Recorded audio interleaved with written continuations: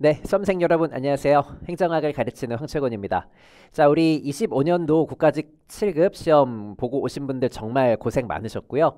우리 그 행정학 시험뿐만 아니라 아마 다른 과목들도 좀 까다롭게 출제가 된 것 같아요. 그래서 현장에서 많이 당황스러우셨을 수도 있을 것 같고요.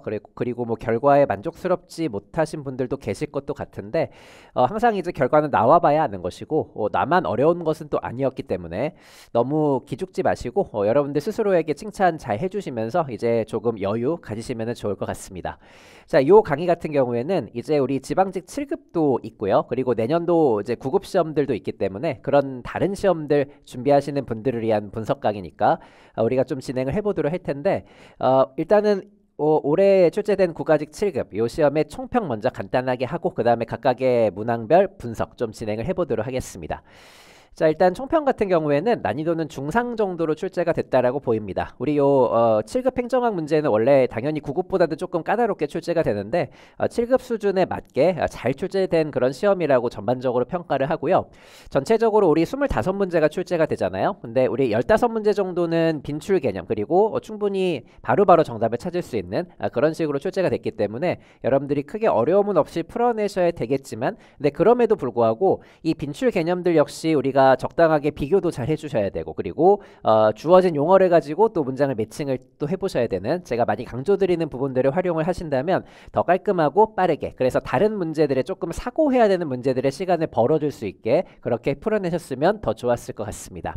그리고 이제 항상 이런 빈출 개념에 해당되는 문제들은 실수 없이 빠르게 맞춰내셔야 되는 것이고 나머지 변별하는 문항들에서 얼마나 가져가실 수 있는지가 합격의 여부를 가르게 되는 것이거든요. 실제로 올해 시험 같은 경우에도 이제 나머지 8문제 정도가 변별 문항으로 출제가 됐다라고 보여지고 이 변별 문항들은 행정학의 특징을 정말 잘 보여주고 있는데 우리가 그냥 바로바로 정답이 나오는 것이 아니라 아예 낯선 주제를 가지고 출제를 하는 경우들도 꽤 있었고 어디선가 들어봤을 법한 그런 주제이고 우리가 충분히 공부를 했을 법한 주제이기도 하지만 각각의 선지들을 구성하는 표현들이나 뭐 형식들이 꽤 달라지고 또 낯선 것들로 출제가 되었기 때문에 현장에서 실제로 판단을 하셔야 되고 문장을 읽고 사고를 하셔야 되고 두 개 중에 하나를 골라내셔야 되는 이런 식의 작업을 하셨었어야 되는 그런 시험이었다고 보입니다.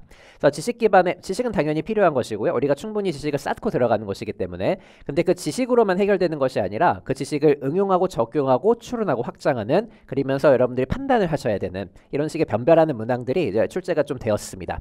8문항 정도 출제됐다라는 건 뭐 7급 시험 정도의 어떤 그 구성 방식이라고 보시면 되겠고 항상 이제 이런 문항들을 잘 풀어내시려면 정말 우리 이해 중심으로 우리 개념도 잘 공부를 하셔야 되고 기출도 선지를 단순 반복하는 것이 아니라 이렇게 충분하게 기출 논점 분석을 잘 해두셔야 되는 것이고 그리고 무엇보다도 적용하는 훈련들도 되게 중요했던 뭐 그런 시험이라고 생각을 합니다. 그래서 제가 계속 강조드리는 이런 부분들이 이번 시험에서도 많이 등장을 했고 그런 부분들에서 도움을 좀 받으셨으면 좋겠었을 것 같은 그런 느낌이 좀 들기는 해요. 어쨌든 이 변별 문항들을 잘 맞춰내시는데 우리가 좀 포커스를 맞춰 두셔야 되는 게 앞으로의 학습 방향이라고 보시면 되겠고 약간 이 시험에서 아쉬운 것은 너무너무 지엽적인 문제가 2문제가 출제가 됐다라는 거예요. 우리 18번 문제랑 20번 문제 이따 말씀드릴 테지만 특정 학자의 어떤 그 정책 결정자 집행자 간의 뭐 관계를 설명하지 않는 것 하나를 골라내라 또는 뭐 데이터 3법이 무엇인지 알고 있는지 이렇게 약간 이제 너무 편중적인 지식을 좀 물어보고 지엽적인 지식을 물어보는 문제가 한 2문제 정도 출제가 되었는데 이 문제들은 여러분들 느끼셨겠지만 맞추신 분들이 그렇게 많진 않을 거예요. 알고 맞추신 분들이 그렇게 많진 않으실 테니까 합격에 지장을 주진 않을 것이다. 너무 걱정하지 않으셔도 되고요. 이런 문항들보다는 빈출 개념에서 충분히 정답을 꼼꼼하게 잘 찾아내시고 그리고 변별 문항에서 우리가 정답률을 많이 올리신다면은 우리가 합격 점수를 분명히 가져갈 수 있는 그런 시험이었다라고 생각합니다. 그래서 25문제 중에서 우리가 한 88점 이상이면 정말 고득점했다라고 볼 수 있는 그런 시험이니까 여러분들 어떤 뭐 점수라든지 그리고 실제 시험지 가지고 시험장에 안 가셨더라도 시험지 가지고 풀어보신 분들도 그렇게 가늠하시면은 좋을 것 같습니다. 자, 그리고 본격적으로 각각의 문항별로 분석 강의 들어가기 전에 우리가 항상 이제 하는 작업인데 데이터 확인만 간단하게 하고 들어가 보도록 할게요. 일단 출제 영역은 뭐 전반적으로 잘 출제가 되었는데 보통 이제 총론 파트 문항이 이렇게 많이 출제되는 경우는 많지는 않은데 이번 시험 같은 경우에는 총론 파트에 해당하는 문제들이 그래도 조금 더 많이 출제된 편이고요. 다만 이것은 경향성은 없는 거예요. 그냥 이런 시험도 있고 뭐 저런 시험도 있는 것이니까 전반적으로 모두 다 확인하실 수 있으셔야 됩니다. 앞으로 이제 시험 준비하시는 분들은. 그리고 난이도 같은 경우에는 말씀드린 것처럼 15문제 정도는 빈출되는 것들이었기 때문에 이런 부분들에서는 이제 맞춰내셔야 되는 것이고 나머지 10문항 중에서 우리가 충분히 이제 맞춰내셔야 되는 부분들이 많으셔야 되겠죠. 그러니까 대체적으로 10문항 중에 한 6, 7문제는 당연히 맞춰내셔야 되는, 그래야 이제 합격권에 갈 수 있는 부분이 되는 것이니까 이렇게 변별력이 있는 문항들이 어떻게 구성되어 있고 어떤 주제가 어떻게 출제되는지 그런 부분들을 또 꼼꼼하게 분석을 해보도록 하겠습니다. 자, 그러면 지금부터 본격적으로 1번 문항부터 우리가 분석을 좀 해보도록 할 건데 제가 뭐 기출 수업이나 뭐 문제풀이 수업에서 하는 것처럼 정말 하나하나 꼼꼼하게 살펴드리는 것보다는 이건 그냥 해설 강의인 것이니까요. 각각의 이제 문항별로 물론 중요한 것들은 분석은 다 해드릴 것이고요. 다만 강약 조절을 하면서 스피디하게 그렇게 들어가 보도록 하겠습니다. 자, 그러면 1번 문제부터 바로 가볼게요. 우리 정부 실패 원인 중 하나인 X 비효율성, 가장 많이 출제되는 정부 실패 원인이죠. 독점 때문에 방만과 나태가 발생해서 비효율이 발생한다라는 정부 실패 원인이라고 보시면 되니까 정답을 3번으로 바로 골라내실 수 있으셔야 되겠고요. 우리 조직의 내부 특성, 이 조직의 내부 특성이라는 것은 정부가 독점이라는 특징을 갖고 있다는 것이고요. 우리가 민간기업처럼 경쟁이 일어나지 않다 보니까 독점 때문에 방만과 나태가 발생한다라고 보는 거죠. 방만과 나태, 이래서 비효율이 발생하게 되겠다. 그래서 이것을 뭐 방만과 나태에 따른 비효율이라고 표현하는 경우도 있겠지만 최소 비용에 의한 이윤 극대화라는 이런 효율성을 달성하지 못하는 상태. 결국 우리가 보통은 최소 비용으로 이윤 극대화를 하는 게 효율성을 달성하는 상태가 될 텐데 그런 효율성을 달성하지 못하는 상태를 뭐 X 비효율성이라고 하는 거예요. 결국 독점으로 인한 방만과 나태, 이것을 통한 비효율성이 바로 X 비효율성이 되는 것이니까요. 여러 가지 문장들을 가지고 출제한다라는 건 알고 들어가셔야 되고요. 이런 것들을 읽어보시고 X 비효율성의 개념에 가장 맞닿아 있는 것이구나, 이렇게 이해를 해두시면 되겠습니다. 그리고 나머지 것들도 전체적으로 다 정보 실패 원인들인데 우리 1번 선지 같은 경우에는 비공식적 목표랑 공식적 목표를 비교했을 때 비공식적 목표가 대체해버리는 현상을 의미하죠. 저게 조직 내부의 목표가 되기도 하고 사적인 목표가 되기도 하는데 내부성 내지는 사적 목표의 설정이다. 이렇게 다시 한번 확인을 잘 해두시고, 그리고 이번 선지 같은 경우에 우리 편익과 비용, 편익 향유자와 비용 부담 주체자가 일치하는 것이 아니라 분리되어 있다라고 되어 있죠. 그러니까 이것이 편익하고 비용이 괴리되는 문제점이라는 것입니다. 세금 내는 사람 따로, 세금을 통해서 편익을 수혜받는 사람 따로, 이런 문제점이 등장하는 게 바로 정부라고 보는 것이죠. 비용과 편익의 괴리를 의미하는 표현이 되겠고요. 그리고 4번 선지 같은 경우에는 지대를 획득하기 위해서 자원을 낭비하는 현상이다. 우리가 정부가 개입을 해가지고 규제를 하게 되면은 그 규제 안에서 보호받는 사람들에게 지대가 생기게 되는 것이고요. 그 지대를 추구하는 행위를 바로 지대 추구 행위라고 하고, 이 지대 추구 행위는 우리가 뭐 로비 행위 같은 거라고 생각해 두셔도 되는데 이게 민간 기업의 로비 행위라는 것을 통해서 자원이 비효율적으로 배분이 되거나 낭비가 되는 이제 현상이라고 보시면 되겠죠. 결국 이 지대 추구도 결국은 정부의 개입이나 정부의 규제 같은 것들 때문에 나타나는 것이기 때문에 정부 실패 원인에 잘 묶어 놓으시면 되겠습니다. 자, X 비효율성의 개념도 잘 기억해 두시고 나머지 것들도 이렇게 표현할 수가 있겠구나, 다시 한번 되짚어 보시면 좋을 듯 합니다. 1번 문제 이 정도 보시면 되고요. 2번 문제로 넘어가 볼게요. 자, 우리 2번 문제 같은 경우가 굉장히 행정학스러운 문제로 출제가 잘 된 거예요. 일단 우리 준정부 기관이라는 주제가 단독으로 나온 적은 한 번도 없거든요. 그래서 그런 의미에서도 약간 낯서셨을 것이고요. 그러니까 이번 문제는 그렇게 사실은 정답률이 낮진 않을 거예요. 이 문제는 사실은 단정하는 문장이 1번 선지에 있기 때문에 뭐 고민을 하셨겠지만 1번 선지를 찜찜하게 골라내셨을 것이긴 하겠지만 어쨌든 정답률은 그렇게 낮지는 않을 것인데 그래도 이런 문제들이 행정학에 많이 출제될 수 있다는 걸 꼭 기억을 해두셔야 됩니다. 우리가 보지 못했던 문장들을 가지고 준정부 기관이라는 개념은 알고 계시겠지만요. 이렇게 출제되는 경우들이 많고 전체적으로 행정학스럽게 사고하시면서 그렇게 풀어내실 수도 있으셔야 된다는 걸 가볍게 좀 말씀을 드릴 거예요. 일단 이번 문제 같은 경우에 준정부 기관이라는 주제인데 이 준정부 기관은 사실은 이론적으로도 쓰이기도 하거든요. 그러니까 우리가 정부가 아닌 약간 정부랑 비슷한 것들을 묶어가지고 준정부 기관이라고 부를 수도 있어요. 그러니까 여기에서의 준정부 기관이 이론적인 준정부 기관 준정부기관이냐, 아니면 우리나라에서 제도적으로 구성이 되어 있는 우리 공공기관을 뭐 그 공기업이냐 준정부기관이냐 기타 공공기관이냐 이렇게 이제 구분을 하는 것처럼 그런 제도상의 준정부기관이냐 이걸 좀 구분을 하실 수가 있으셔야 되는데, 전반적으로 보시면은 우리나라의 사례도 잘 들어가 있고 3번 선지의 법령의 내용도 나와 있기 때문에 이 준정부기관은 우리나라 공공기관 중에서 공기업을 제외하고 그 준정부기관을 의미하는 것이겠구나, 이렇게 약간 세팅하실 필요도 있어요. 그래야 2번하고 3번 선지 같은 게 스무스하게 읽히실 테니까요. 그러면서도 우리가 공공기관 중에 준정부기관이라는 것은 무엇이 아닌 준정부기관이라는 표현이다. 공공기관 중에 공기업이 아닌 준정부기관이다. 이렇게도 판단을 하실 수도 있으셔야 되거든요. 그러면 조금 더 접근이 쉬우셨을 것 같아요. 어쨌든지 간에 우리가 뭐 공공기관이라는 것은 뭐 그게 공기업이든 준정부기관이든지 간에 4번 선지 한번 내려가 보시면 정부조직이 아니다라는 게 되게 중요한 포인트가 되죠. 우리가 공사나 공단 같은 곳들을 묶어가지고 보통 공공기관이라고 하는데, 우리 공공기관은 거기에서 일하는 사람들 공무원이 아닌 것처럼 정부조직은 아니다라는 거 꼭 기억을 해두셔야 됩니다. 자, 4번 선지가 잘 보여주고 있는 개념인데, 정부 조직이 아니면서 정부로부터 권한을 위임받아가지고 원래는 정부가 해야 될 공공서비스를 뭐 공사나 공단과 같은 공기업이나 준정부기관에서 전달하고 있는 이런 식의 방식을 우리가 보통 공공기관이라고 표현하니까 다시 한번 정부 조직이 아니다라는 표현 꼭 기억을 해두시면 좋겠습니다. 네, 그러면서 이제 2번 선지로 한번 올라가 보시면 우리가 흔히 보는 준정부기관의 사례들을 잘 보여주고 있거든요. 우리 특히 준정부기관은 뭐랑 뭐로 구분이 돼요? 기금관리형과 위탁집행형으로 구분이 된단 말이에요. 특히 이 공무원연금공단은 우리가 굉장히 많이 다루는 사례 중에 하나인데, 기금관리형 준정부기관의 대표적인 사례이고, 그리고 항공연구재단도 우리 위탁집행형으로 많이 출제가 되는 포인트인데, 이 국립생태원은 처음 출제가 되긴 했지만 이렇게 두 가지는 위탁집행형이라고 보시면 되겠습니다.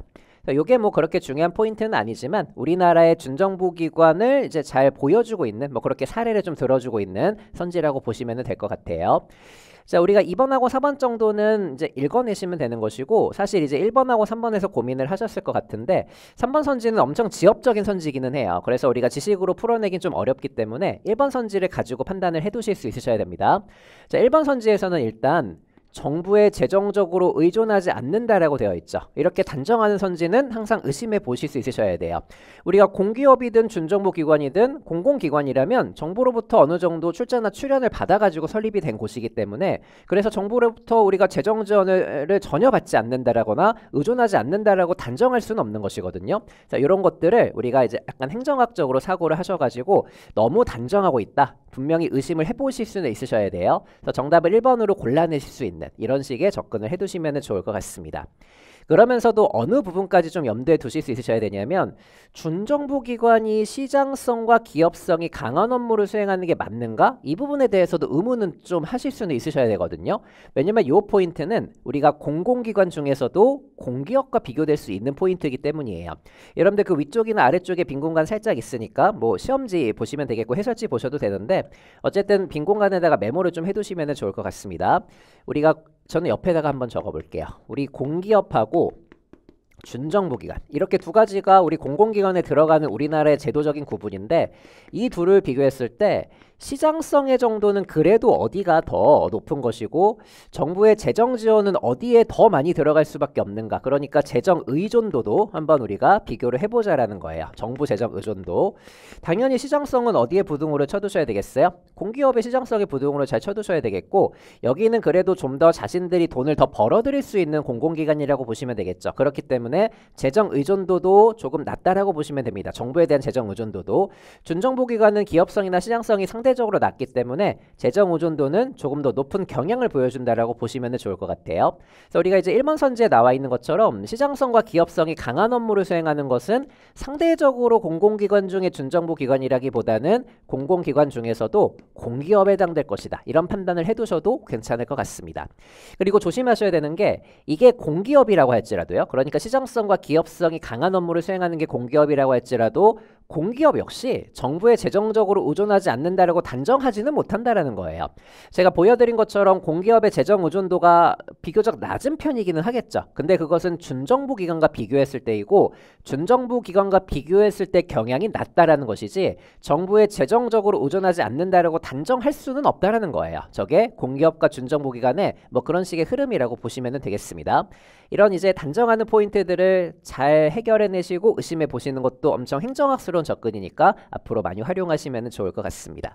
그리고 3번 선지는 너무 신경 쓰지 않으셔도 되는 지엽적인 조문이니까 그냥 가볍게만 보시면 되겠고 우리가 준정부 기관의 장, 그러니까 뭐 준정부 기관의 어떤 뭐 기관장을 뜻한다라고 보시면 되는데 원칙적으로는 주무기관의 장이 임명합니다. 이 주무기관의 장은 우리 공무원연금공단이라면 그것과 관련되어 있는 중앙부처의 장을 의미하는 것이거든요. 우리 특히 인사혁신처장이 공무원연금을 총괄하고 있기 때문에 공무원연금공단 같은 경우에는 주무기관의 장이 인사혁신처장이라고 보시면 돼요. 그 사람이 임명하는 것인데 이건 원칙이고 반면에 대통령령으로 정하는 기관의 장, 이 대통령령으로 정하는 기관의 장이라는 건 주무기관의 장 중에서도 예외적인 케이스가 있다는 것이고요.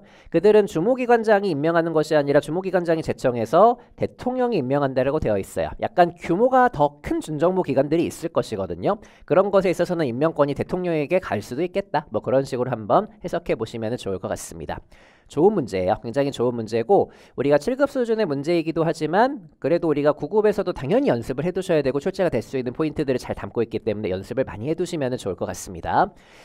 자, 정답은 뭐 1번 선지로 잘 찾아내셨겠지만 그래도 전반적으로 우리가 문제 구성이라든지 접근 방법 같은 것들을 배울 수 있었기 때문에 약간 더 시간을 써봤습니다. 되셨고 3번 문제로 넘어가 봅시다. 자, 우리 NGO에 대한 문제 엄청 오랜만에 출제됐는데 이 문제도 되게 행정학스러운 문제죠. 우리가 3번 선지 한번 가보시면 NGO의 종류를 구분하는 건 뭐 사람마다 다 달라요. 우리가 어떤 사람은 이렇게 구분할 수도 있고 저런 사람은 저렇게 구분할 수도 있는데 여기에서는 서비스형 NGO와 주창형 NGO를 비교를 잘 하면서 옆에 있는 설명이 맞는지를 골라내라는 것인데 역시 이것도 그런 거죠. 이렇게 용어가 등장했을 때 서비스형과 주창형이라는 용어가 등장했을 때 옆에 있는 설명이 잘 매칭될 수가 있는가 용어 중심으로 추론하시는 연습을 해두시면 되는 것이고 우리 국민 권익을 보호하는 역할과 사회적 약자를 위한 복지 혜택을 제공하는 거 복지 혜택을 제공하는 것이 주창하는 것이 아니라 서비스형이라고 보시면 되겠고 반면에 국민 권익을 보호하는 역할이 바로 이렇게 해야 된다라는 약간 정치적인 주창을 하는 주창형 NGO라고 보시면 되겠죠.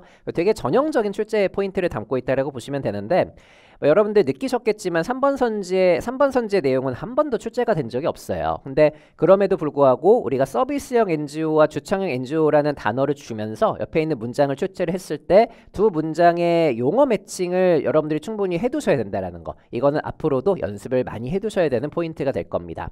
그리고 나머지 것들은 시민단체의 장단점을 잘 물어보고 있는 것이니까 뭐 예를 들면 뭐 자발적으로 조직되고 운영이 된다. 그리고 보완하기 위해서 등장을 하였다 정부를. 그리고 자치성을 특징으로 한다. 뭐 특징과 장점 같은 것들을 잘 서술을 해주고 있는 문장들이니까 가볍게 읽어두시면 되겠습니다. 이건 역시도 용어 매칭하는 연습을 잘 해두시고요. 우리가 NGO의 종류들을 외우고 들어가는 것이 아니라 실제 시험장에 가서 맞닥뜨리는 거예요. 맞닥뜨렸을 때 용어 중심으로 추론을 해보시고 옆에 있는 문장이 적절하게 매칭이 되는가 바뀌어져 있진 않은가 그런 부분들을 접근하시면은 많은 도움이 되실 겁니다. 되셨고 4번 문제 넘어가 봅시다. 자, 우리 순환보직도 단독 문제로 꽤 나오는데 우리가 순환보직이라는 것은 전직이라든지 전보 같은 것들을 묶어가지고 순환보직이라고 하죠. 우리 전직은 뭐 다른 직렬과의 이동 그리고 전보 같은 것들은 뭐 직급이나 직렬은 똑같은데 일만 바꿔주는 것들을 전보라고 하는데 어쨌든 비슷비슷한 것들을 수평적으로 바꿔주는 것들을 우리가 보통 순환보직이라고 하고요. 보시는 것처럼 순환보직은 외부에서 충원하는 것이 아니라 내부의 직위들이나 직렬들을 바꿔주는 것이기 때문에 외부 임용이 아니라 당연히 내부 임용이라고 보셔야 되겠죠. 이것도 출제 포인트로 많이 등장을 하고 있는 것이니까 꼭 기억해 두시고 우리 순환보직을 배치전환이라고도 합니다. 우리 배치전환 일을 바꿔주는 것이기 때문에 그리고 이 배치전환인 순환보직의 장단점도 쭉 나열을 하고 있으니까 뭐 예를 들면은 이렇게 장점도 있고요. 그리고 4번 선지처럼 이런 식의 장점도 있고 반면에 특정 분야에서 전문성 축적을 어렵게 한다라는 문제점도 있겠죠. 일을 바꿔주는 것이기 때문에 전문성 측면에서는 분명히 문제가 있을 수가 있겠다. 이렇게 장단점을 또 잘 서술을 해주고 있는 것이니까 납득해 두시면서 읽어두시면 좋을 것 같습니다. 되셨고요. 바로 5번 문제로 넘어가 보도록 합시다. 자, 그리고 우리 정책 델 파이 나오면 누구랑 비교를 하시면 돼요. 우리 정책 델 파이는 주관적인 접근 방법인데 이것하고 반드시 델 파이를 비교를 해두셔야 되는 포인트. 꼭 기억해 두시면서 선지들을 판단해 두시면 좋겠고요. 우리가 델 파이에 해당되는 것들을 잘 섞어 가지고 출제를 했을 거란 말이에요. 전형적인 출제 주제가 되는 것이니까. 이번 선지 한번 가보시면 우리 익명성을 철저하게 보장하는 것은 델 파이가 되죠. 반면에 정책 델 파이는 중간 이후부터는 토론을 진행을 한단 말이죠. 이렇게 이제 선택적 익명성을 취하는 게 정책 델 파이가 되지만 전반적으로 철저하게 익명성을 보장하는 건 전통적인 델 파이가 되겠다. 이렇게 이제 보시면 되겠습니다. 그리고 4번 선지도 한번 가보시면 합의된 의견의 도출을 지향하는 건 역시 정책 델 파이가 아니라 델 파이에 해당되는 설명이 되고 우리 정책 델 파이는 합의가 아니라 대립을 유도를 하게 되는 것이니까 두 가지 비교 잘 해두시면 될 것 같고요. 그리고 3번 선지 역시 이제 비교 포인트가 되는데 우리 전문성 자체에 두는 것과 이것보다는 다양한 이해관계와 식견을 가진 인물 중심으로 구성되는 방식을 비교를 잘 해두셔야 될 겁니다. 이렇게 둘을 비교했을 때 전문성 자체에 집중을 하면서 전문가들의 의견만을 집중적으로 물어보는 것이 전통적인 델 파이가 되겠고 반면에 다양한 이해관계자와 정책 식견을 가진 인물들 그러니까 정책과 관련되어 있는 이해관계자들의 의견들에 조금 더 집중하는 방식 이게 바로 뭐가 되는 거예요? 이게 바로 정책 델 파이라고 보시면 될 거예요. 이 정책이라는 말이 그냥 붙는 것이 아니라 정책과 관련된 이해관계자나 뭐 관련된 사람들 있죠. 관련된 집단들 그들의 의견들을 전반적으로 받겠다라는 게 바로 이 정책 델 파이가 되는 것이니까 참여자의 범위가 조금 많이 늘어나는 이런 식의 포인트 꼭 기억을 해두시면 좋을 것 같습니다. 그래서 3번 선지는 잘 서술되어 있는 것이니까 옳은 선지로 잘 찾아내시면 좋을 것 같고요. 그리고 1번 선지 같은 경우에도 우리가 이제 판단을 하셔야 되는 선지로 구성이 되었는데 당연히 우리 정책 델 파이든 델 파이든 주관적인 의견을 받는 방식이기 때문에 주관적 판단에 의존하는 직접 방법을 따른다. 여기까지는 괜찮거든요. 그렇다고 하더라도 통계 수치를 활용하지 않는다라고 단정하지는 못한다라는 거예요. 기본적으로 주관적인 의견을 내는 방식이기는 하죠. 근데 그럼에도 불구하고 통계 수치 같은 것들 활용해가지고 의견들을 좀 모아보고 수치도 낼 수도 있는 것이니까 저렇게 단정하면 된다 안 된다? 안 된다라는 거 굉장히 잘 보여주고 있는 문장이라고 보시면 되겠습니다. 저런 부분들 우리가 정책 델 파이가 통계 수치를 활용하는지 활용하지 않는지 그런 지식으로 풀어내시는 것이 아니라 주어졌을 때 이게 적절한지 적절하지 않은지 합리적으로 판단하는 게 중요하다는 것을 말씀을 드리는 것이니까 그런 연습들도 충분히 많이 해두셔야 될 거예요. 문제를 많이 풀어보셔야 되겠죠? 되셨고요. 6번 문제로 넘어가 보도록 합시다. 자, 그리고 이런 문제는 이제 여러분들 금방금방 풀어내실 수 있으셔야 돼요. 우리 행태론 하면은 당연히 가치와 사실을 분리시킨다라는 게 되게 중요한 포인트고요. 행태론이라는 것은 과학적인 연구에 집중을 하게 되는 것이니까 분리한다라는 건 좋은데 가치 부분을 배제하고 사실 중심으로 연구한다. 그렇기 때문에 과학적인 연구를 하는데 집중을 하는 것이지 가치 판단을 통한 문제 해결에 집중을 하는 건 아니다라고 보셔야 되겠죠. 그래서 우리가 가치와 사실의 분리까지는 괜찮은데 사실 중심으로 과학적으로 연구하는 것에 집중을 하는 것이고요. 과학적인 연구, 과학성의 증진을 강조하는 것이니까 이렇게 실천적인 성격을 회복한다라는 표현은 적절하지 않다라고 보시면 되겠죠. 이런 행태주의를 비판하면서 나중에 등장하는 후기 행태주의에서 우리가 실천적인 성격을 회복하는 것이지 행태주의에서는 실천적인 성격보다는 가치 판단과 같은 부분보다는 과학적인 연구를 하는 데 집중했다. 이렇게 이제 보시면 되겠습니다. 그리고 이 과학성을 증진시키기 위해서 우리 행태의 규칙성, 상관성, 인과성 같은 것들을 경험적으로 입증하고 설명하려고 하는 것이고요. 이 거리에서 쓰이는 방식이 바로 실제로 검증하는 실증주의라고 보시면 되겠고 이 실증주의를 취해야 우리가 이제 엄밀하게 과학적으로 연구할 수 있다고 보는 것이니까 이렇게 정리를 좀 해두시면 좋을 것 같습니다. 그리고 엄밀하게 과학적으로 연구하는 것은 결국 숫자로 또 나오게 되는 것이니까요. 계량적이고 미시적인 분석을 특징으로 한다는 것도 꼭 기억을 해두셔야 돼요. 그리고 1번 선지 같은 데서도 한번 생각해 보시면 좋은데 우리가 사회현상에 대한 분석도 자연과학과 마찬가지로 엄밀한 과학적 연구가 가능하다고 본다.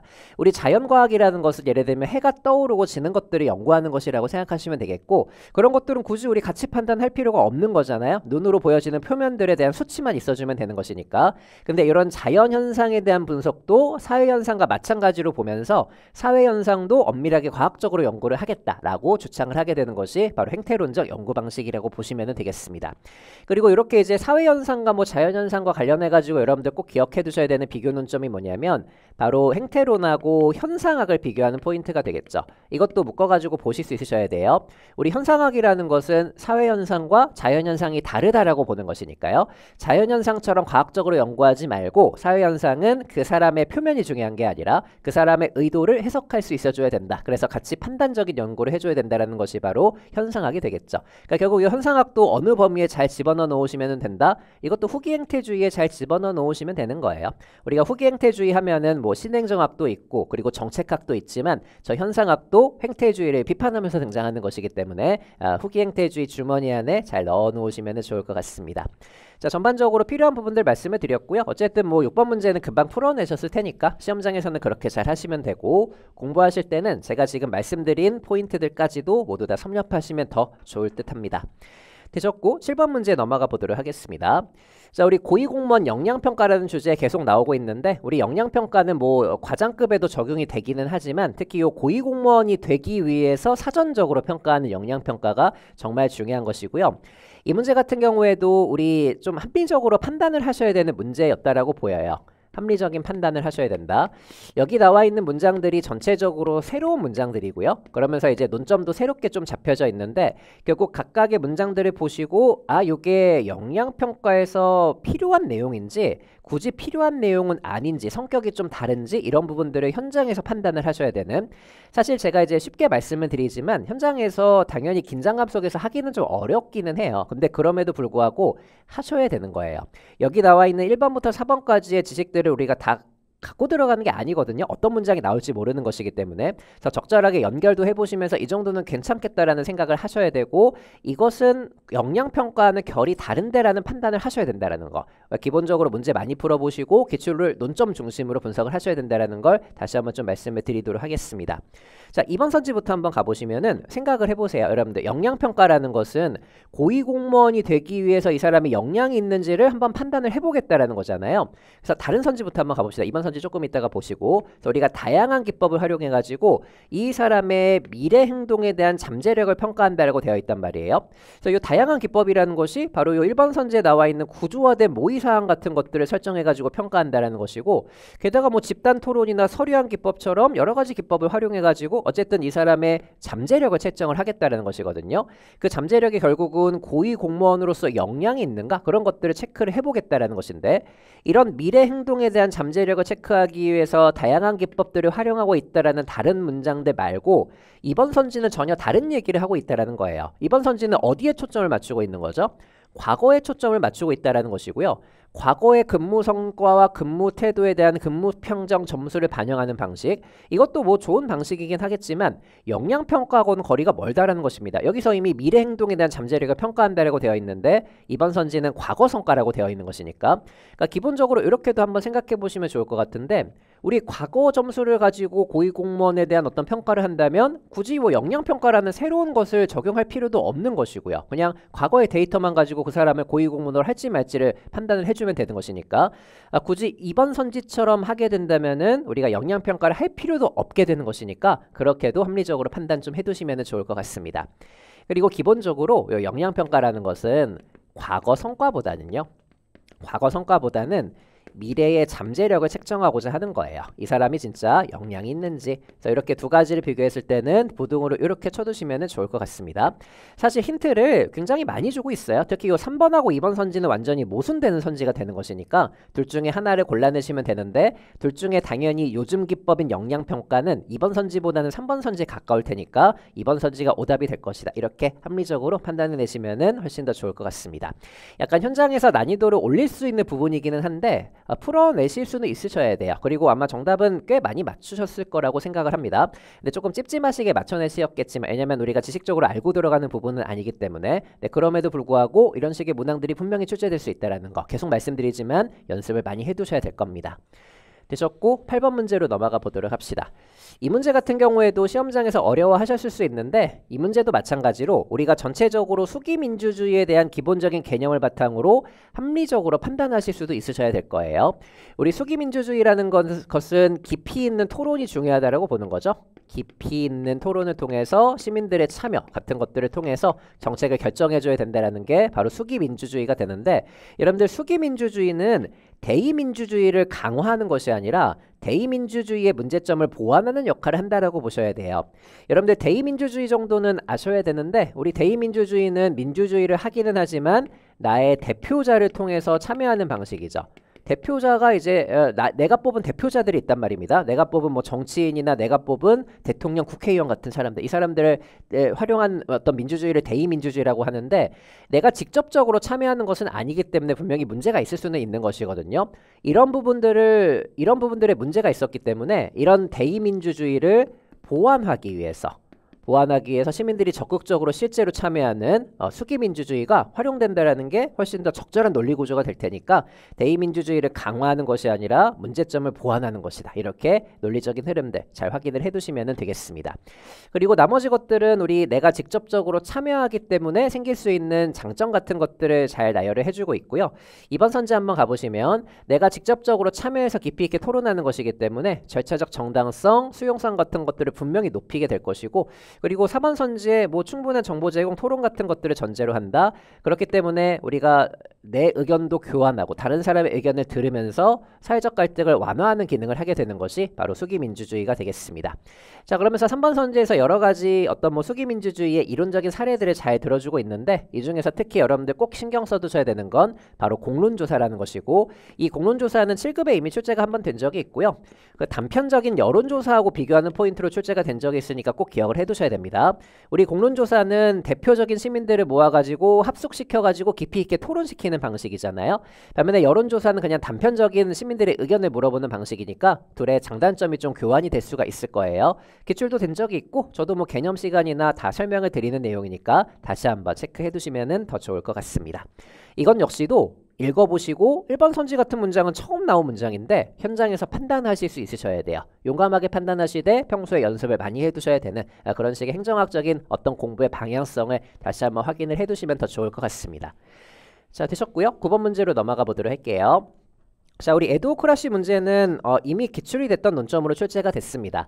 에도크라시는 일단 유기적인 구조일 것이고요. 유기적 구조이기 때문에 복공집이 모두 다 낮다라는 것까지 연결 당연히 해두셔야 되고, 이 중에서 특히 출제가 되는 것은 요 복공집 중에 복이라는 것인데, 복잡성이라는 것인데, 우리 복잡성이라는 것은 분화의 정도를 의미하는 것이고요. 요 분화의 정도는 특히 수평적 분화와 수직적 분화의 결합이라고 생각하시면 되는데, 우리 에도크라시는 수평적 분화는 낮은 것이 아니라 살짝 높은 편이죠. 왜냐하면 전문가들이 모여가지고 유기적인 구조를 만드는 게 에도크라시가 되기 때문에 전문가들마다는 분화가 되어 있다라고 생각하시면 돼요. 이렇게 약간 수평적으로는 분화가 되어 있는데, 에도크라시는 계층제는 없는 것이기 때문에 전문성을 가지고 문제를 해결하는 것이기 때문에, 수직적인 분화가 계층을 의미하는 것이니까 이런 계층에 따른 분화는 굉장히 낮은 편이라고 보시면 되겠죠. 그래서 이렇게 두 가지를 더했을 때 분화의 정도는 낮다라고 보셔야 되고, 그렇기 때문에 복잡성이 낮은 것이다. 이렇게 판단을 해두시면 좋을 것 같습니다. 자, 우리 유기적 구조 같은 경우에는 이렇게 분화를 둘로 구분해가지고 판단하시는 것도 굉장히 중요하다라는 거, 제가 이미 뭐 기출이나 개념 시간에 말씀을 드렸던 부분이니까 정확하게 확인을 해두시고, 이미 7급에서 한번 기출이 됐던 포인트이기도 해요. 그런 기출 논점들이 출제되었을 때는 빠르게 정답을 잘 찾아내실 수는 있으셔야 될 겁니다. 그리고 복잡성도 낮지만 우리가 공식성도 낮다라는 것도 잘 찾아내시면 좋겠습니다. 여기 뭐 형식주의나 공식성에 얽매이지 않는다. 그리고 탄력적인 대응을 강조하기 때문에 규칙을 최소화한다. 이렇게 규칙을 최소화하는 것 자체가 바로 공식성의 어떤 그 감소라고 보시면 되겠고, 이게 또 집권화의 감소로도 연결될 수 있다는 것도 꼭 기억을 해두세요. 결국 우리가 규칙 같은 것들은 위에서 만드는 것인데, 규칙이 최소화된다는 것은 또 집권화도 줄어들 수 있다는 것이니까요. 그런 식으로도 이해를 잘 해두셔도 괜찮을 것 같습니다. 그리고 3번 선지 같은 경우에 결국 우리가 이제 에도크라시는 이렇게 문제 해결에 전문성을 가진 사람들이 참여해가지고 문제를 그때그때 해결해 주는 것이거든요. 네, 그래서 수평적 분화는 좀 높아요. 전문가들은 각각의 영역이 있는 것이니까 그런 의미에서 수평적 분화는 높지만, 우리가 문제를 해결할 때 계층 중심으로 문제를 해결하는 것은 아니기 때문에 수직적 분화의 정도는 굉장히 낮다. 그래서 둘을 더했을 때 복잡성은 낮은 편이다. 이렇게 결론을 잘 내려주시면 좋을 것 같습니다. 자, 에도크라시도 좋은 문제로 잘 출제가 되었으니까 여러분들 잘 정리를 해두시면 좋겠습니다. 되셨고 10번 문제 넘어가 보도록 합시다. 자, 우리 10번 문제는 뭐 항상 나오는 정책결정 모형들의 성격들인데 전체적으로 읽어보면서 어떤 그 모형하고 연결되는 문장인지를 판단을 해내시면 되겠죠. 일단 가번선지 같은 경우에 모든 비용과 편익을 계산할 수 있다라는 이상적인 문장이다. 그렇다면 이것은 합리 모형에 해당되는 문장이 될 거예요. 이렇게 매칭시켜 놓으시고, 그리고 근본과 세부로 나누는 것들, 이게 바로 근본에서는 합리 모형식으로, 세부에서는 점증 모형식으로 혼합 탐사 모형이라고 보시면 되겠고, 그리고 답안선지의 제한된 합리성의 기준에 입각한다. 이게 이제 현실적인 모형들을 이제 잘 확인을 해두시면 되는데, 우리 1번 선지부터 4번 선지까지는 만족 모형이라든지, 그리고 이 만족 모형으로부터 영향을 받은 집단적인 정책결정 모형인 회사 모형도 이 성격을 전체적으로는 갖고 있다라고 보시면 되겠습니다. 그리고 라번 선지에 우리가 추구하는 가치의 목적들은 중요도에 따라 분류되고 서열이 된다. 이것은 기본적으로 우선순위를 충분히 매겨볼 수 있다는 것이고요. 우선순위를 충분히 매겨볼 수 있다는 것도 굉장히 이상적인 접근 방식인 것이니까 합리 모형으로 연결을 잘 해두시면 되겠습니다. 이러면 합리 모형에 해당되는 가번하고 라번을 이번 선지를 가지고 잘 찾아내시면 될 거예요. 이런 선지 구성은 되게 독특하기는 합니다. 이렇게 출제가 된 적은 없었거든요. 어쨌든 이렇게 선지 구성이 될 수 있다는 것도 한번 느껴보시면 좋겠고, 그 전에 어쨌든 가번부터 라번까지 문장을 읽어보시면서 여러분들이 충분히 찾아내시면 좋을 듯 합니다. 되셨고요. 우리 11번 문제로 또 넘어가 보도록 하겠습니다. 우리 11번 문제는 보물병에 해당되는 제시문을 잘 주고 있고요. 뭐 정답은 1번 선지를 잘 골라내시면 될 텐데, 우리 보물 효과라는 것은 정부가 노동집약적이다라는 어떤 그 전제 조건으로부터 출발을 하게 되는 거잖아요. 이미 여기에서 보물병이라는 것을 찾아내실 수 있으셔야 돼요. 정부 부분은 저자본 노동집약적인 서비스 산업이다. 그래서 민간 부분처럼 자본집약적인 부분이 아니기 때문에 아무래도 노동집약적이라면은 그 임금을 지불해야 될 어떤 그 비용이 늘어나게 될 수도 있고, 사람은 또 그렇게 잘 자를 수가 없게 되는 것이거든요. 그래서 생산성이 낮아지게 된다. 노동집약적 산업들은 자본집약적 산업들보다 생산성이 낮아지게 되고 임금이 차지하는 비율이 굉장히 높아지는 것이기 때문에 전체적으로 임금 인상이 비용도 증대시키고 정부 지출이 증가하는 원인이 된다. 증대된다, 증가된다. 우리 기본적으로 팽창 이론이 되는 것이고요. 이 팽창 이론 중에서 노동 집약적인 성격에 집중을 하게 되는 어떤 이론을 바로 보물 효과라고 하게 되는 것이니까 이걸 잘 찾아내시면 좋겠고, 이렇게 정부 규모가 팽창하면 팽창할수록 노동 집약적인 성격의 서비스 산업도 이제 굉장히 팽창하게 될 테니까 전체적으로 국가의 경쟁력이 저하가 될 것이다. 이런 식으로 지적을 하게 되면 그것도 보물의 질병이다라고 해서 보물병이라고도 표현이 되기도 할 겁니다. 어쨌든 1번 선지의 보물 효과의 개념을 잘 보여줄 수 있는 제시문이 되는 것이니까 연습해보시고 읽어보시면 좋을 것 같습니다. 그리고 나머지 것들도 한번 확인을 해볼게요. 우리 4번 선지의 픽효과 와이즈맨의 전이 효과는 뭐 전쟁 위기 효과 정도로 해석을 해내셔도 되는데, 우리가 사회적인 위기 상황에서는 공공지출이 민간지출보다 당연히 높아질 수밖에 없는데, 요 위기가 끝나게 되더라도 지속적으로 공공지출이 늘어나게 되더라. 그래서 팽창하게 되더라 라는 그런 이론이라고 보시면 되겠죠. 그리고 3번 선지의 바그너의 국가활동 증대 법칙은 우리가 1인당 소득이 증가하면 증가할수록 정부 규모도 커진다라고 보는 거예요. 이 이제 이론이라고 보시면 되니까 1인당 소득이 증가하면 증가할수록 국민들이 요구하는 것도 많아지고, 그래서 정부 규모가 팽창하게 되더라, 이런 의미라고 보시면 되겠죠. 요 4번 선지도 팽창하는 이론이라는 것도 한번 추가를 잘 해놓으시고요. 전반적으로는 팽창 이론에 묶어 놓으셔야 되는 것이니까요. 그리고 2번 선지인 그랩섬의 법칙은 이런 얘기라기보다는, 그랩섬의 법칙도 우리가 조직 파트에서 우리가 확인을 하는 그런 법칙 중에 하나인데, 악화가 양화를 구축한다라고 표현을 하잖아요. 악화가 양화를 구축한다. 자, 요 구축이라는 말은 뭘 쌓는다라는 표현이 아니라 쫓아낸다라는 표현이라는 거 익혀두셔야 됩니다. 구축 효과는 쫓아내는 효과를 의미하고요. 이 악화라는 것은 나쁜 돈, 양화는 좋은 돈을 뜻해요. 그래서 나쁜 것이 좋은 것을 몰아내는 현상, 이것을 그레셈의 법칙이라고 하는 것이거든요. 가끔 우리가 이제 약간 상식적인 부분으로 출제가 되는 그런 법칙이니까 이 정도는 알고 들어가시면 좋겠습니다. 이미 기출이 됐던 법칙이기도 하니까요. 자, 11번 문제는 이 정도로 우리가 개념 정도 정리 좀 해보고 어떤 상식적인 부분들 좀 체크를 해보는 방식으로 정리를 해봤습니다. 되셨고요. 12번 문제로 넘어가 봅시다. 자, 우리 12번 문제인 위원회 조직도 단순한 문제로 좀 출제가 되었는데, 우리 위원회 조직이라는 것은 다수의 위원들이 모여가지고 조정하고 합의하는 기구이다. 그것 때문에 장단점이 있는데 대표적인 단점이 뭐예요? 책임성을 묻기가 어렵다라는 거잖아요. 왜냐면은 3번 선지 한번 가보시면 한 명이 결정하는 것이 아니라 다수 위원들이 결정하는 것이기 때문에 누구에게 책임을 물어야 될지 불분명해진다라는 거예요. 그래서 우리가 다수위원, 항상 다수의 플레이어가 존재하게 되면은 책임성의 문제가 생깁니다. 책임성이 저하된다라는 문제가 생기는 것이기 때문에 결정에 대한 책임성을 높이는 방식은 아닐 것이다. 우리 위원회 조직에서 항상 등장하는 단점의 논리구조라고 보시면 되겠습니다. 자, 반면에 나머지 것들도 우리가 한번 위원회 조직의 특징들로 묶어서 볼 건데, 우리가 위원회 조직은 이제 위원들이 계속 가는 것은 아니거든요. 보통 우리가 위원은 임기를 뭐 3년이나 2년으로 결정해 놓고 있는 것이니까, 그래서 좀 불안정할 수도 있다라는 뭐 그런 비판을 받기도 하지만, 정책의 계속성을 확보하기 위해서 위원회 임명 시기를 달리할 수도 있다라는 것을 일반 선지에서 잘 제시를 해주고 있습니다. 이것도 좋은 문장이라고 보여요. 한 번도 출제가 되지 않은 표현이지만, 위원회 임명 시기를 완전히 이제 모든 위원을 한꺼번에 뽑게 되면 또 한꺼번에 그만둘 수밖에 없게 되는 것이니까, 그렇게 하지 않고 임명 시기를 서로 달리하게 되면은 모든 위원이 다 그만두는 시기는 오지는 않을 테니까요. 어느 정도 유지를 좀 할 수가 있겠다. 계속성을 확보할 수 있다라는 그런 아이디어를 읽어내시면 좋을 것 같고, 그리고 다양한 사람이 참여하기 때문에 보다 더 신중한 결정을 할 수 있다라는 것도 장점으로 꼽힐 수가 있을 것 같고요. 다만 단점 중에 또 하나가 뭐냐면, 아무래도 합의를 이뤄줘야 되는 것이기 때문에 시간이 지연되고 비용이 소모될 수밖에 없다라는 거, 책임성이 저하될 수 있다라는 거, 이런 것들을 위원회 조직의 전반적인 단점들이니까 꼭 기억을 해두시면 좋겠습니다. 전형적인 문제이지만 그러면서도 1번 선지처럼 약간 다른 식의 성격의 문장들도 좀 끼워놓고 있는 것이니까 한번 읽어보시고 소화해보시면 더 좋을 것 같습니다. 자, 되셨고요. 그 다음에 13번 문제로 넘어가 보도록 할게요. 자, 우리 공공선택 이론도 전통적인 어떤 성격의 문항으로 출제가 잘 되었고요. 우리 공공선택 이론이라는 것은 공공의 영역에, 그러니까 비시장적인 영역을 경제학적으로 접근을 해보자라는 것입니다.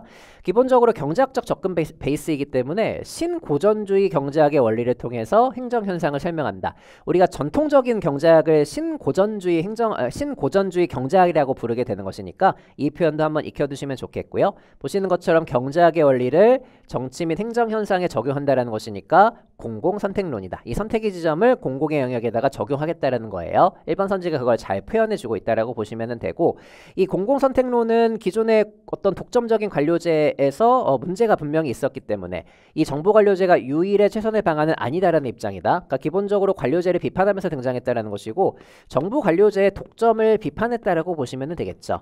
우리가 독점의 이제 어떤 상황이라면 내가 원하는 서비스를 공급받지 못할 수도 있는 것인데, 반면에 선택의 지점을 두게 되면 내가 소비자로서 선택을 할 수 있는 지점들이 생기게 된다는 거예요. 그러면 자원 배분의 효율성 같은 것들이 충분히 늘어날 수 있으니까 그렇게 접근해 보자라는 것이 바로 공공선택론이라고 보시면 되겠습니다. 결국 우리가 시장 중심적인 어떤 접근 방법들은 시장의 키워드인 선택이 되게 중요한 것이고, 기존의 전통적인 관료제는 독점이라는 키워드가 중요하게 될 테니까 독점과 선택이라는 키워드를 매칭해 보시는 것도, 비교해 보시는 것도 좋은 포인트가 되겠습니다.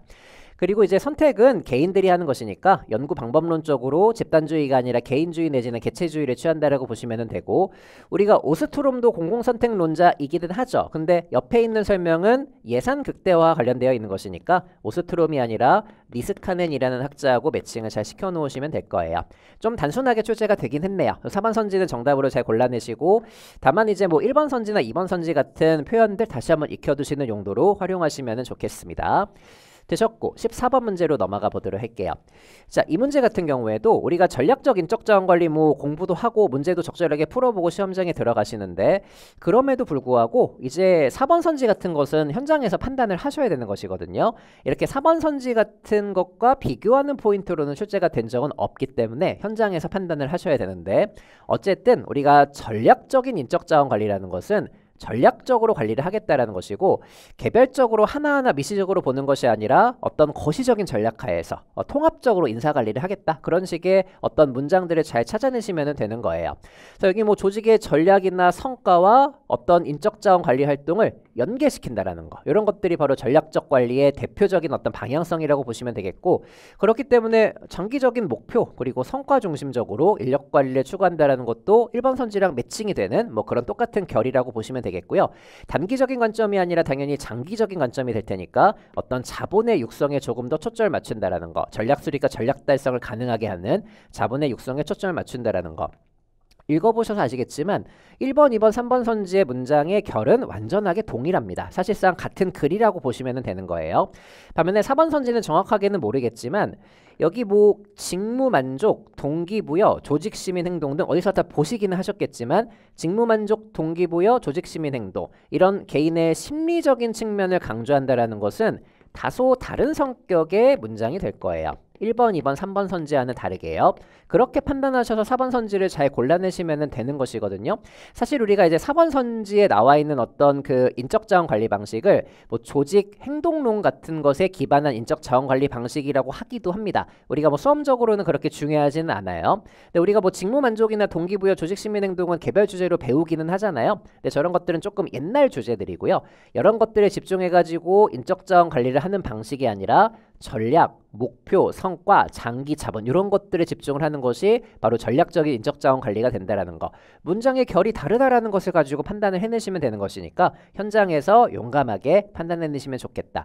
결국 우리가 문제를 푸실 때도 네 가지 정보를 줬을 때 이 네 가지 중에서 성격이 다른 하나를 골라내시는 것도 되게 중요한 포인트가 될 거예요.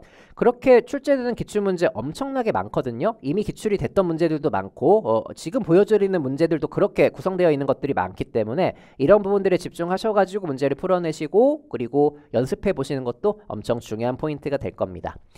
자, 그러면 14번 문제에서 전략적 인적 자원 관리 제가 말씀드리고 싶은 부분들은 다 말씀을 드렸고요. 연습 포인트들을 그렇게 좀 체크해 드렸습니다. 되셨고 15번 문제로 넘어가 보도록 합시다. 자, 우리 조세지출 관련해 가지고 우리나라 제도를 정확하게 알고 있는지를 물어보고 있는데 우리 조세지출은 세금 감면 제도란 말이죠. 요 세금 감면을 막 함부로 해주면 안 되는 것이기 때문에 우리나라 정부는 조세지출 예산서라는 것을 만들도록 되어 있고요. 이 조세지출 예산서는 정부에서 해주고 있는 세금 감면 조치들이 어떻게 되는지 묶어놓은 보고서라고 생각하시면 되는데 이 조세지출 예산서는 국회로 제출을 하기는 하죠. 우리가 예산안을 제출할 때 참고 자료로 제출을 같이 해주는데 국회에 제출만 하는 것이고 국회에 따로 뭐 심의나 의결을 받지는 않습니다. 그냥 첨부 자료로만 주게 되어 있는 것이니까요. 조금 더 꼼꼼하게 알고 있는지를 물어보는 그런 출제 포인트라고 보시면 될 거예요. 그래서 뭐 국회에다가 제출은 해주긴 하지만 뭐 심의나 의결까지 받는 대상은 아니다라는 거 이것 좀 기억을 해두시면 좋을 것 같고 그리고 나머지 것들은 조세 지출에 대한 이론적인 기본적인 개념들이기 때문에 그렇게 어렵지는 않으셨을 텐데 우리가 뭐 비과세, 감면 공제 이렇게 조세 감면 조치들이 조세 지출이 되는 것이고요. 이게 내가 받아야 될 세금을 받지 않은 것이니까 정부 입장에서는 그래서 실제로 지출을 하지는 않은 것이지만 실제로는 아니지만 간접적으로는 지출했다라고 보는 것이거든요. 그러니까 실제로 지출하지 않고도 지출과 유사한 효과를 얻을 수가 있겠다. 이게 바로 조세 지출이라는 개념이고 그래서 이제 감추어진 보조금이라는 표현이 등장을 하게 됩니다.